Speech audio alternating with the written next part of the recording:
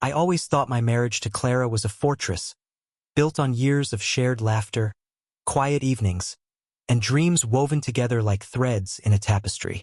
We'd been together for 12 years, married for 9, and our life in Portland felt like a warm cocoon. Clara, with her auburn hair and eyes that sparkled like morning dew, was my anchor. I worked as a structural engineer, designing bridges that connected cities, while Clara ran a boutique bakery downtown, her hands always dusted with flour and her smile a beacon for customers. Our home, a cozy craftsman with a garden we tended together, was our sanctuary. But sanctuaries, I learned, can hide cracks. Started subtly, like a hairline fracture in concrete. Clara began staying late at the bakery, claiming orders for weddings or corporate events. I trusted her implicitly, so I didn't question the extra hours. But then there were the phone calls she'd take in the garden. Her voice low, her laughter unfamiliar. I'd watch from the kitchen window, a strange weight settling in my chest. She'd return, brushing it off as supplier issues. But her eyes wouldn't meet mine. I told myself it was stress, that her business was demanding. Yet the fracture widened. One evening, I found her phone unattended on the counter. A notification flashed. A message from someone named Elliot. My heart thudded, but I didn't unlock it.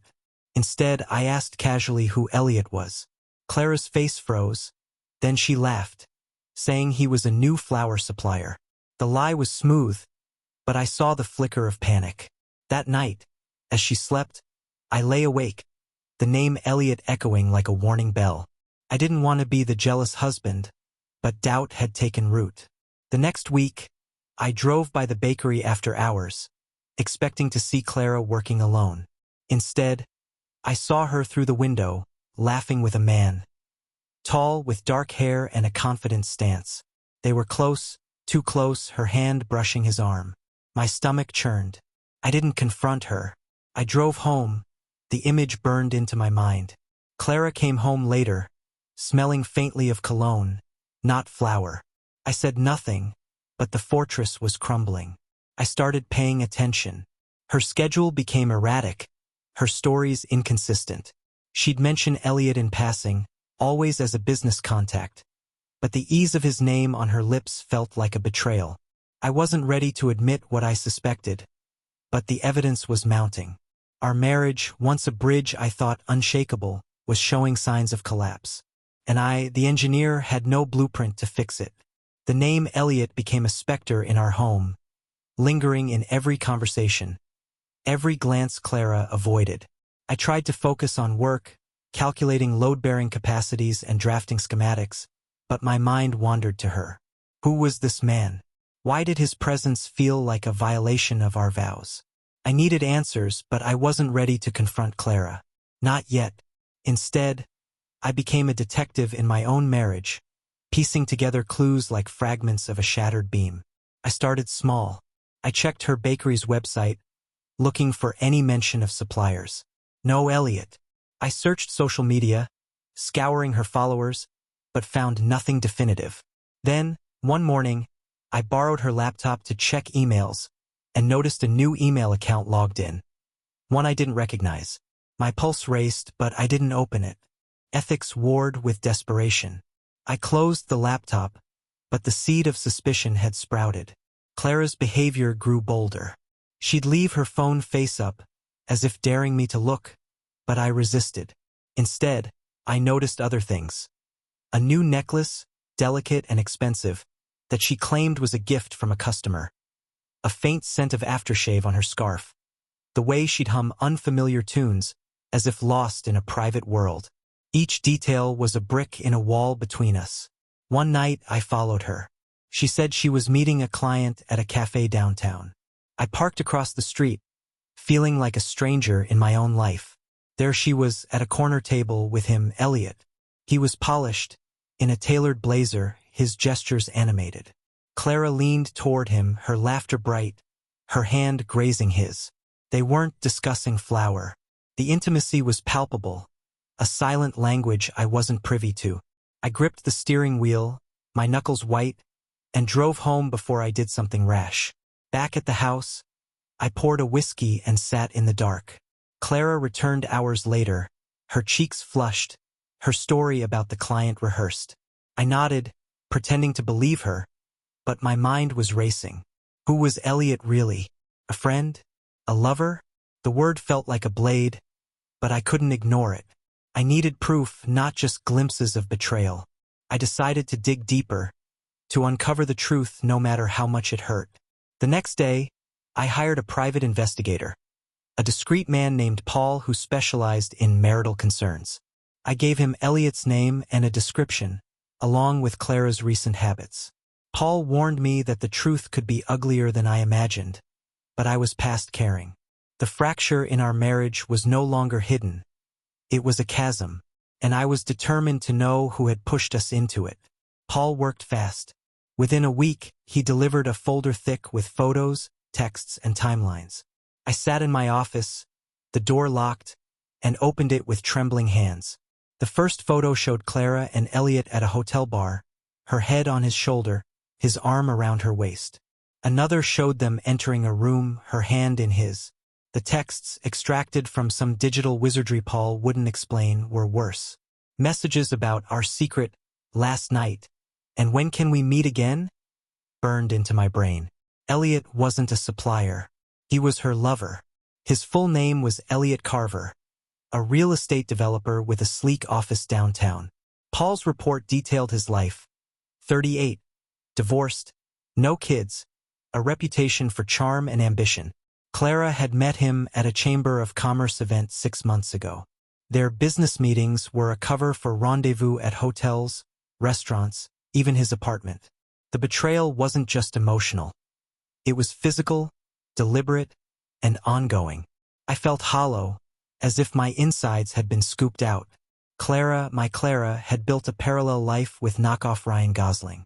The woman who baked lavender scones and kissed me goodnight was a stranger. I didn't cry. I didn't rage. I just sat there, the folder open, trying to understand how our bridge had collapsed so completely. At home, Clara sensed my distance. She'd ask what was wrong, her voice laced with concern, but I saw through the act. I'd mumble about work stress, keeping my cards close. I needed time to process, to plan. The investigator's report was a map of her deceit, but it wasn't enough. I wanted to know why. What had I missed? Was I not enough? The questions gnawed at me, but I kept them buried. I started watching Elliot, not stalking exactly but observing. I'd drive by his office, noting his routine. He was confident, almost arrogant, striding into meetings with a grin. I imagined confronting him, demanding answers, but I held back. This wasn't just about him. Clara had chosen this. She'd woven the lies, made the plans. Her betrayal cut deeper because it was hers. One evening, Clara mentioned a work trip to Seattle. Paul confirmed it was a lie. She was meeting Elliot at a coastal Airbnb. I let her go, saying nothing. The house felt empty without her, but it gave me space to think. Revenge was taking shape in my mind. Not violence, but something sharper, more precise. I wanted them to feel the weight of their actions, to lose something as precious as what they'd taken from me. The engineer in me was designing a new kind of bridge, one that would lead to their ruin. With Clara gone for her work trip, I had time to refine my plan. Revenge, I decided, should be surgical, exposing their betrayal without destroying myself. I didn't want to confront them directly. That would give them power, a chance to justify or deflect. Instead, I'd dismantle their world publicly, using their own actions against them.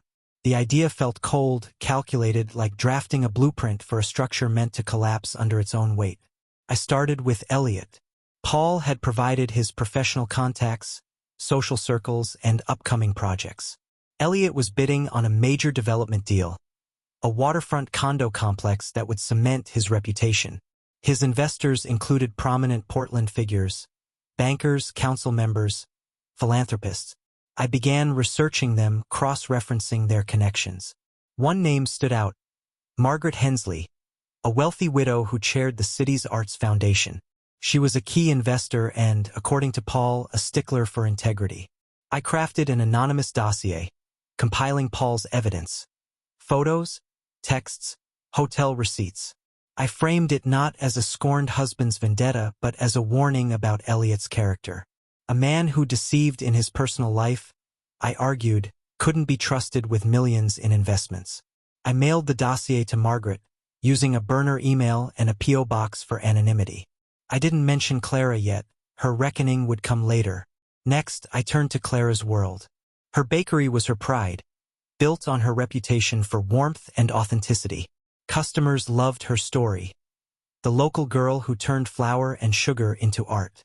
I knew exposing her affair could tarnish that image, but I needed a way to amplify the impact. I remembered her biggest client, a hotel chain that ordered thousands of pastries monthly. The chain's CEO, a conservative family man, valued moral alignment in vendors.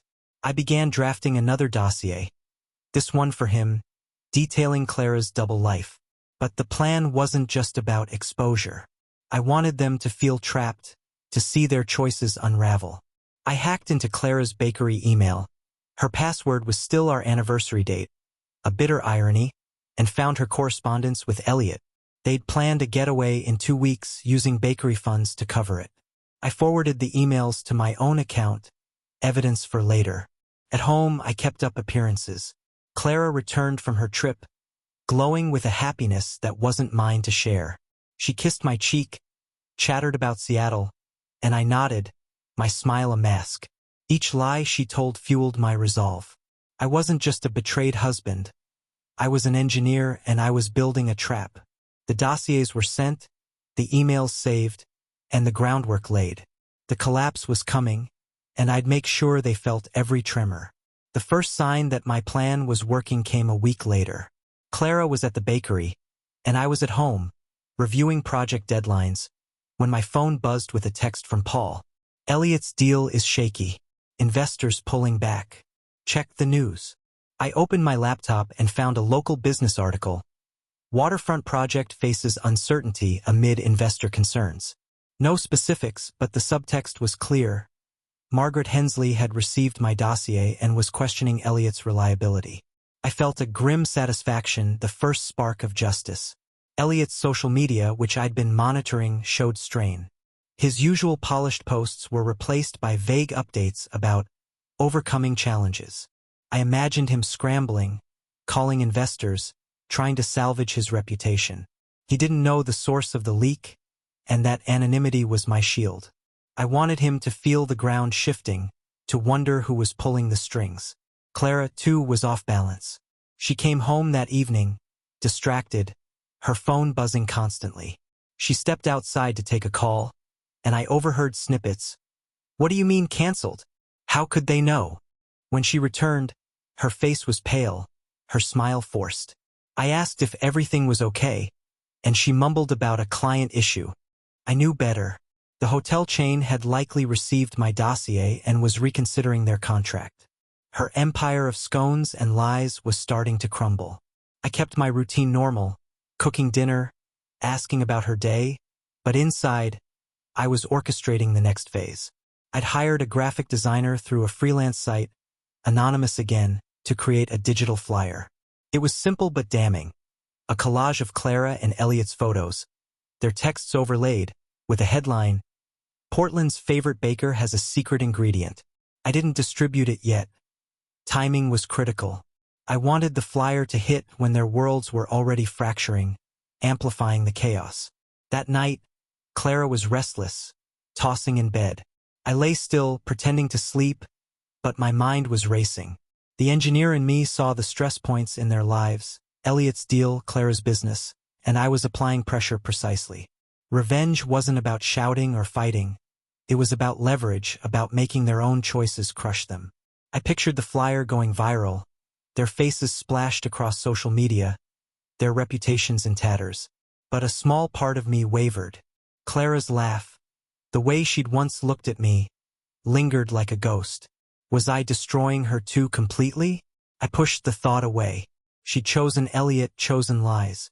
The fortress was gone, and I was no longer building bridges. I was demolishing them. The next steps, releasing the flyer, escalating the exposure, were already in motion. The cracks were spreading, and I was ready to watch their world collapse. The plan was a machine now, gears turning with precision. I held the digital flyer on my laptop, its images and words a guillotine waiting to fall. But timing was everything. Releasing it too soon would let Clara and Elliot spin a defense. Too late, and their worlds might stabilize. I monitored their unraveling, feeding my resolve with each new crack. Elliot's waterfront deal was officially stalled, per a Business Journal update. Investors were reassessing, and whispers of his personal conduct were circulating. Margaret Hensley's influence was a silent earthquake. Clara's bakery was faltering too. The hotel chain had reduced their orders, citing budget adjustments. But I knew the truth. The CEO's moral stance had clashed with the dossier's revelations. Clara tried to hide it, but her stress was palpable.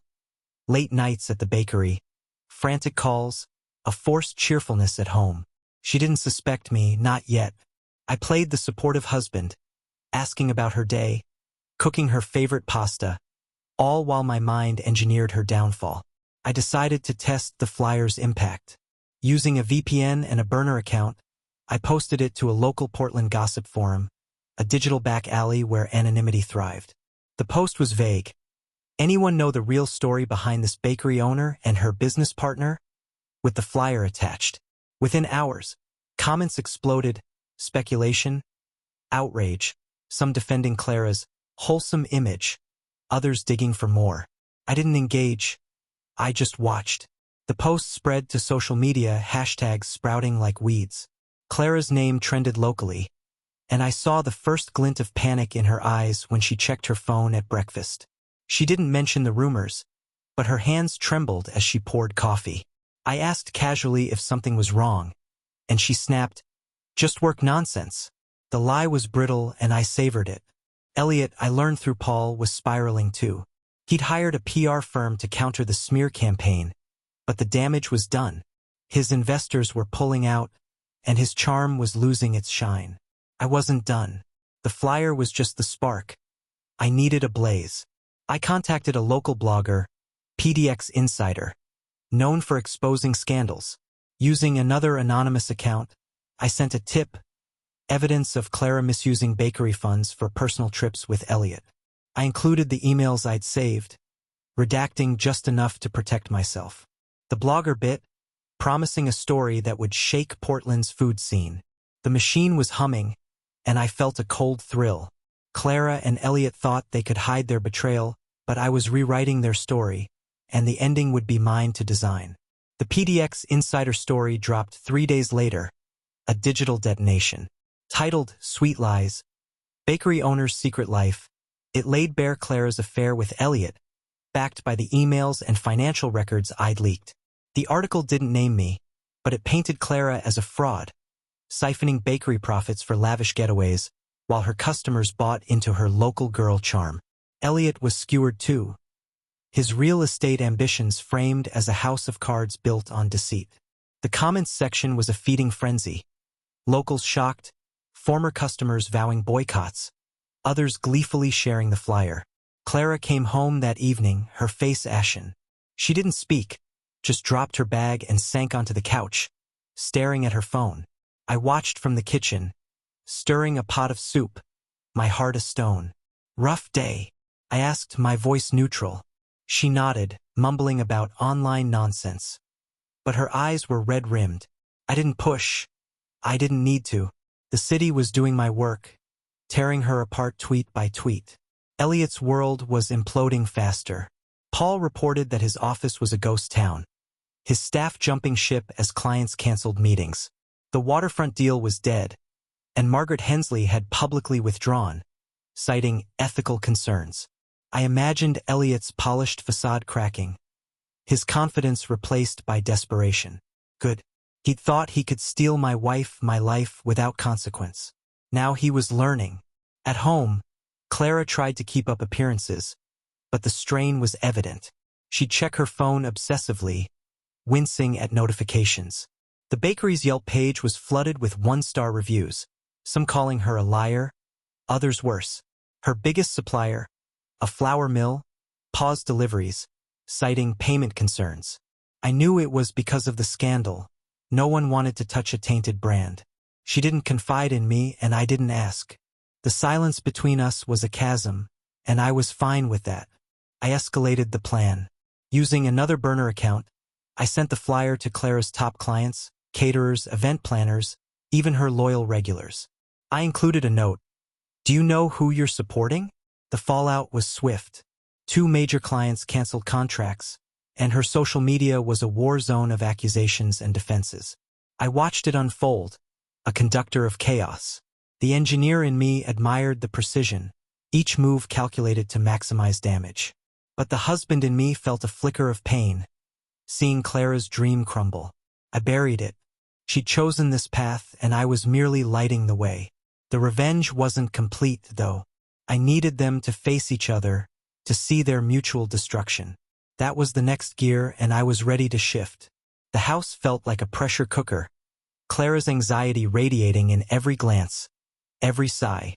She still didn't know I was the architect of her ruin, but the weight of the scandal was breaking her. One night, she cracked. I was reading in the living room when she stormed in, tears streaming, and threw her phone on the coffee table. "It's everywhere, Tom," she sobbed. "They're calling me a fraud, a cheat. My business is collapsing, and I don't know why." I set my book down, my face a mask of concern. "What's happening, Clara?" I asked, though I knew every detail. She paced, ranting about the blog, the flyer, the clients abandoning her. She didn't mention Elliot, not directly, but his name hung in the air like smoke. "Someone's out to get me," she said, her voice shaking. "They know things they shouldn't." I nodded, offering vague comfort, but inside I was steel. She was reaping what she'd sown. Then she said something that jolted me. "I need to talk to Elliot. He's going through this too." My pulse spiked, but I kept my tone even. "Elliot? Your supplier?" She froze, realizing her slip, then backtracked, saying he was caught up in the rumors. The lie was clumsy, and for the first time, I wanted to confront her, to shatter the charade. But I held back. A direct fight would give her control, let her twist the narrative. My plan relied on distance, on letting the world judge her. Instead, I suggested she take a walk, clear her head. She agreed, grabbing her coat and leaving me alone. I checked her phone, unlocked in her haste, and saw texts to Elliot. "We need to meet. This is spiraling." His reply, "Tomorrow, my place. We'll figure it out." I screenshot it, adding it to my arsenal. Their meeting was an opportunity, a chance to tighten the noose. I contacted Paul, asking him to tail them tomorrow. I wanted photos, recordings, anything to capture their desperation. Meanwhile, I prepared the next phase, a public event. Clara's Bakery was scheduled to cater a charity gala in a week, a high-profile affair attended by Portland's elite. I'd ensure the flyer reached every guest, along with a new twist, a timeline of her affair, cross-referenced with bakery expenses. I'd frame it as a whistleblower's exposé, sent anonymously to the gala's organizers. The humiliation would be total. As I worked, Clara returned, quieter but no less broken. She kissed my cheek, a hollow gesture, and went to bed. I stayed up, refining my plan. The confrontation I'd avoided was coming, not with words, but with actions. Clara and Elliot thought they could salvage their lies. I'd make sure they faced the wreckage together, exposed to the world they'd betrayed me for. Paul delivered the goods from Clara and Elliot's meeting. Grainy photos of them arguing outside his apartment, her hands gesturing wildly, his face taut with frustration. The audio was muffled but clear enough. Elliot blaming her for sloppy lies, Clara pleading for a way to fix this. Their alliance was fraying, each accusing the other of sparking the scandal. I listened to the recording, a grim smile forming. They were turning on each other, just as I'd hoped. I finalized the gala plan. The event was a fundraiser for the Arts Foundation, chaired by none other than Margaret Hensley, Elliot's former investor. The irony was perfect. I compiled a new dossier, this one bolder, the flyer, the timeline, and select texts between Clara and Elliot, all formatted as a concerned citizen's report. I emailed it to the gala's organizers, copying Margaret and key attendees using a fresh burner account. The subject line, Know your caterer and her partner. I scheduled the email to send the morning of the event, ensuring maximum chaos. Clara was a ghost that week, barely eating, her phone off to avoid the online vitriol. She still catered the gala, clinging to the hope it would save her reputation. I watched her pack trays of pastries, her hands shaking, and felt a pang of guilt. Past. She'd built this trap with her choices. I was just springing it. I offered to help, but she waved me off, saying she needed to do this alone. Fine. She'd face the fallout alone too. The night before the gala, I checked the gossip forums. The flyer was still circulating, now with memes mocking Clara's secret ingredient. Elliot's name was dragged too, his real estate dreams a punchline. The blogger had posted a follow-up, hinting at more revelations soon. I hadn't fed her this one, but the public's hunger for scandal was doing half my work. Portland was a small city, and their betrayal was now its favorite soap opera. I didn't sleep. I sat in my office reviewing the dossier one last time. It was a masterpiece of precision. Every date, every receipt, every text chosen to expose their lies without implicating me. The engineer in me was proud. The husband was numb. I thought of our early days, Clara's laugh in our garden, her flower-dusted hands. That woman was gone, replaced by someone who'd traded our vows for stolen moments. Elliot was no better, a predator in a blazer. They deserved this.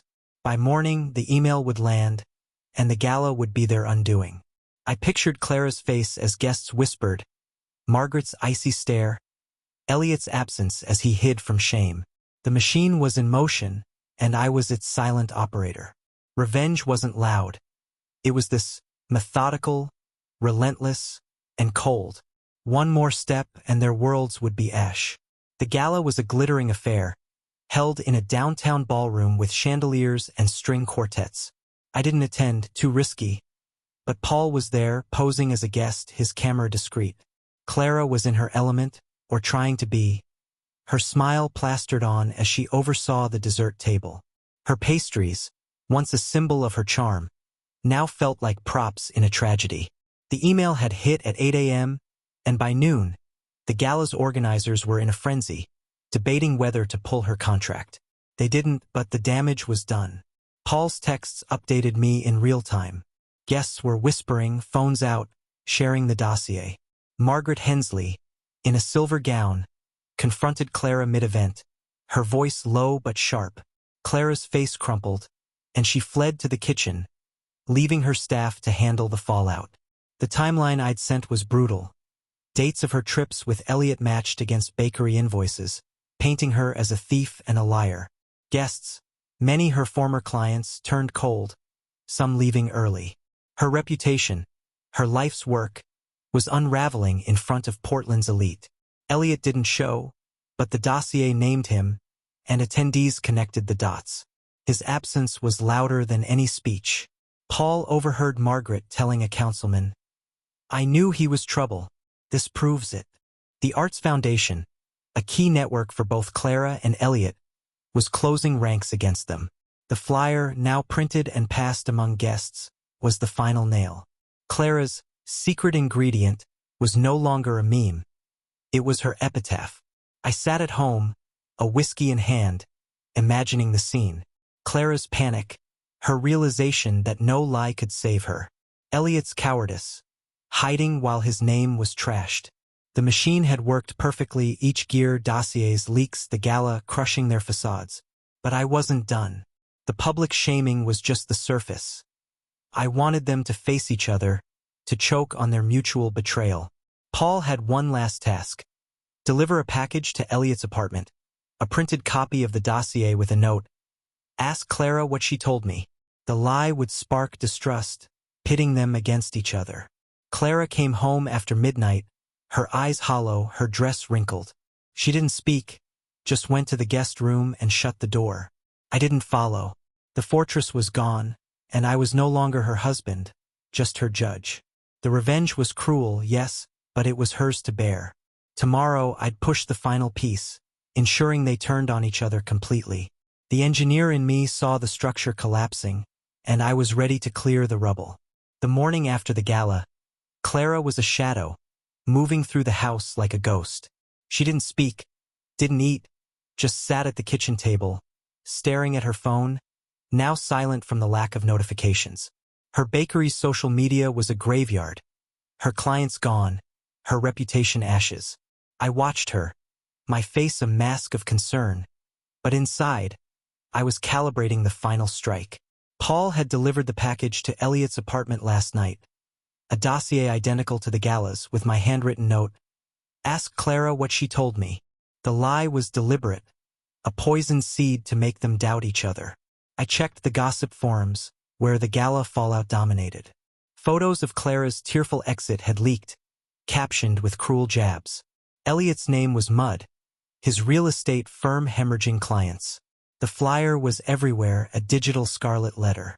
But I wanted more than public shame. I wanted them to destroy each other, to feel the betrayal they'd inflicted on me. The note was my catalyst, and I waited for its effect. By noon, Clara's phone buzzed, a rare call. She answered, her voice low, and I overheard her say, "Elliot, what are you talking about?" Her tone sharpened, defensive. "I didn't tell anyone anything." She stepped outside, but the damage was clear. The note had worked. Elliot suspected her of leaking their secrets. I poured a coffee, hiding my satisfaction. The machine was still running, its gears grinding their trust to dust. Paul called with an update. Elliot was unraveling, seen arguing with his lawyer in a cafe, his polished charm replaced by paranoia. Clara, Paul said, had been spotted at the bakery, alone, boxing up equipment as if preparing to close. Her empire was gone, and now her lover was turning on her. I felt a cold triumph. The engineer in me admired the precision. Each move, from the dossiers to the note, had been a lever, prying their lives apart. I planned the final act. I'd confront them, not with rage, but with evidence, forcing them to face their lies together.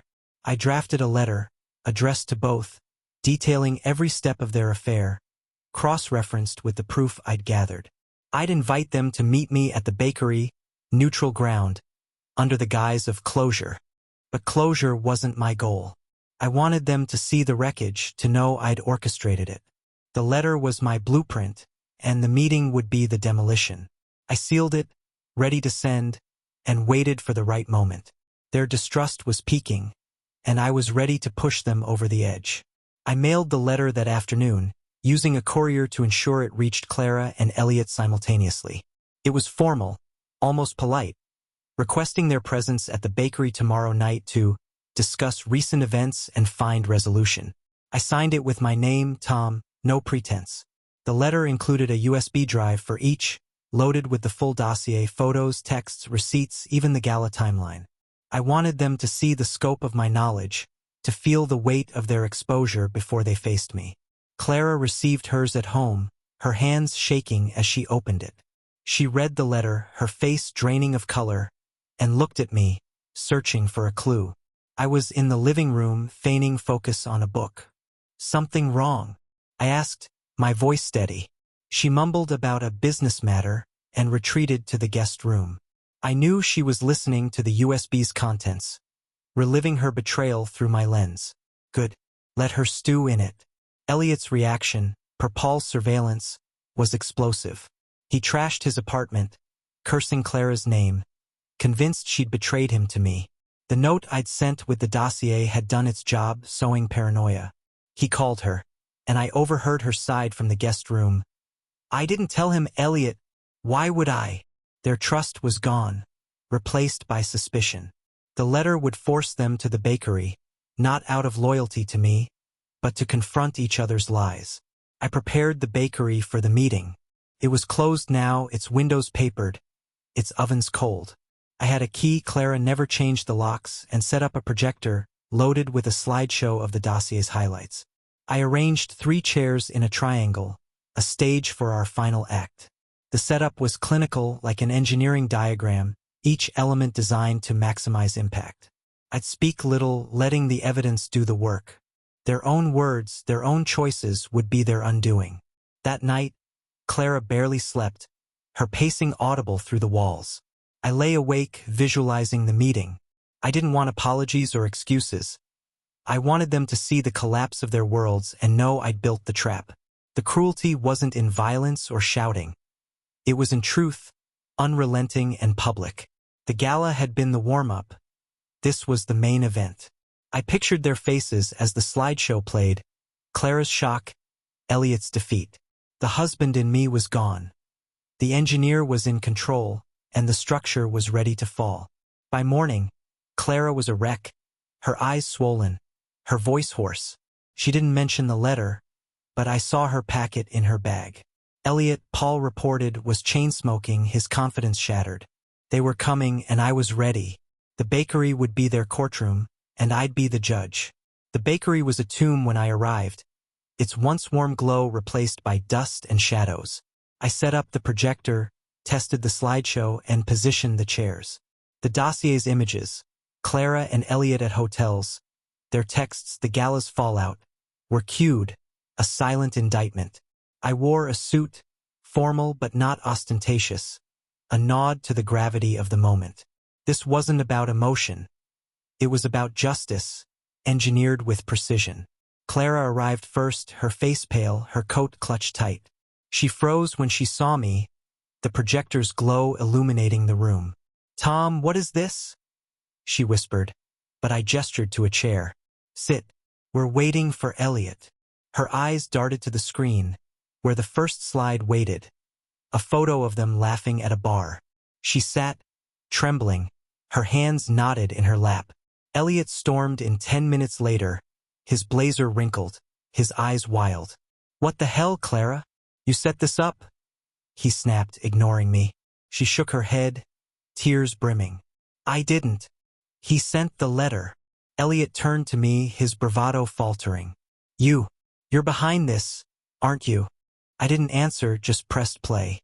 The slideshow began, each image a hammer blow, hotel receipts, texts about our secret, the flyer that had gone viral. They watched, silent, as their lies filled the room. Clara sobbed, covering her face. Elliot cursed under his breath, his hands clenched.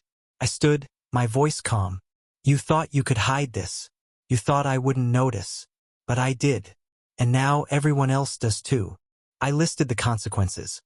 Clara's bakery? Closed. Elliot's deal? Dead. Their names? Poison in Portland. "You did this to yourselves," I said. "But I made sure the world saw it." Elliot lunged toward me, but I stepped back, pointing to the screen. "Keep watching." The final slide was the timeline showing how they'd used bakery funds, how they'd planned around me. Clara gasped, realizing the depth of my evidence. Elliot slumped, defeated. They didn't look at each other. The distrust I'd sown had taken root. "You told him," Elliot muttered to Clara. "You ruined us." She shook her head, sobbing. "I didn't. You did." I let them argue, their voices rising, accusations flying. It was exactly what I'd planned. Their alliance crumbling under the weight of my truth. I didn't need to yell or fight. The slideshow was my voice, the bakery my courtroom. I ended the presentation and handed them each a folder, duplicates of the dossier. "This is yours to keep," I said. "A reminder." Clara clutched hers. Elliot threw his to the floor. They were broken, and I was the architect of their ruin. But the final cruelty was still to come, and I was ready to deliver it. I left them in the bakery, their voices echoing as I walked out. The confrontation had been surgical, but the revenge wasn't complete. I'd saved one last move, the cruelest yet, designed to ensure they'd never escape the consequences. While they'd been distracted by the slideshow, I'd activated a hidden camera, streaming their argument live to a private server. I'd edited the footage that night, adding captions from their texts, and uploaded it to a new, anonymous site, Portland's Sweet Betrayal. The link was sent to every major news outlet, blogger, and forum in the city, timed for maximum exposure. By morning, the video was viral. Clara and Elliot's raw, ugly fight, her tears, his accusations, their mutual blame, was dissected online.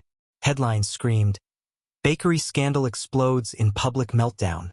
The captions, their own words, made it undeniable. Clara's loyalists, the few who'd defended her, fell silent. Elliot's last clients cut ties. The video wasn't just humiliation. It was annihilation, stripping them of any chance to rebuild. They'd betrayed me, and now they'd betrayed each other, immortalized for the world to see. I watched the fallout from my office, the comments pouring in. Some pitying, most vicious. Clara's bakery was officially bankrupt, its lease terminated. Elliot's firm was dissolved, his name blacklisted in real estate circles. Portland, a city that thrived on community, had turned on them. I felt no joy, only a cold satisfaction. The engineer in me saw a structure perfectly demolished, every stress point exploited. Clara didn't come home that night. She texted, saying she was staying with a friend, but I knew she was hiding. I didn't reply. Our marriage was over, not with a fight, but with a calculated collapse. I filed for divorce the next day, citing infidelity, with the dossier as evidence. The lawyer, a sharp woman named Diane, called it airtight. Clara wouldn't contest it. She had nothing left. Elliot, Paul reported, had left town, his apartment emptied, his car gone. He tried to call Clara, but she'd blocked him. Their affair, once a secret flame, was now a smoldering ruin. I didn't care where he went. He'd carry the scandal like a brand. My revenge was complete, not in violence or confrontation, but in exposure, in truth weaponized. I'd taken their lies and turned them into a mirror, forcing them to see themselves as I did, flawed, frail, and finished. I poured a whiskey, the house quiet. The fortress was gone, but I was still standing. The husband was gone too, replaced by someone harder, sharper. I didn't regret it. Clara and Elliot had chosen their path, and I'd built the bridge to their destruction. It was cruel, yes, but it was fair. And I was ready to move on, the rubble cleared, the blueprint done. Months later, I sold the house. The garden, once ours, felt like a relic of a life I no longer recognized.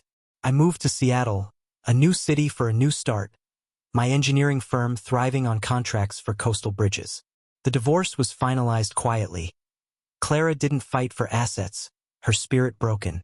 She'd left Portland too, rumors placing her in a small Oregon town, working as a barista, her bakery dreams dust. Elliot surfaced briefly in a news article, managing a strip mall in Idaho, a far cry from his waterfront ambitions. Their names faded from Portland's gossip, replaced by fresher scandals. I didn't follow their lives closely. Paul sent occasional updates, but I told him to stop. The revenge had been enough, cruel, precise, and final. The video, still online, was a ghost they couldn't escape, resurfacing whenever someone searched their names. I'd heard Clara tried to start a blog, a redemption story, but it flopped, drowned by trolls reposting the footage. Elliot's LinkedIn was dormant, his profile picture a decade old. They were shadows of themselves, and I was the architect of their fall. At night, alone in my new apartment, I'd think of Clara. Not the traitor, but the woman I'd loved. Her laugh, her flour-dusted hands, the way she'd hum while gardening. Those memories stung, but they were fading. The pain of her betrayal had forged me into someone new, someone who understood leverage, who could build and destroy with equal skill. I didn't hate her, not anymore. Hate was too heavy. I'd let it go with the house, the marriage, the past. Portland's bridges, the ones I designed, still stood, carrying thousands daily. They were my legacy, not the scandal. I'd rebuilt my life, piece by piece, while Clara and Elliot scrambled in the wreckage I'd left. The cruelty of my revenge wasn't in its scale, but its permanence. They'd never outrun it. I'd used their own lies, their own choices, to craft a punishment that fit the crime. One evening, walking along Seattle's waterfront, I saw a bakery, its windows warm with light. I didn't go in. Instead, I kept walking, the sound of waves steady against the shore.